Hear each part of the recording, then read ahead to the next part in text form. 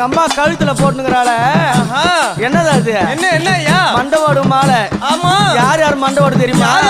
பாவம் செய்தவன் அநியாயம் செய்தவன் அக்கிரமம் செய்தவன் ஒருத்தர் அழிக்கணும்னு நினைச்சவன் போராப்பனை புடிச்சவன் அவங்களெல்லாம் சிரமரத்து மாலை இட்டாளாம்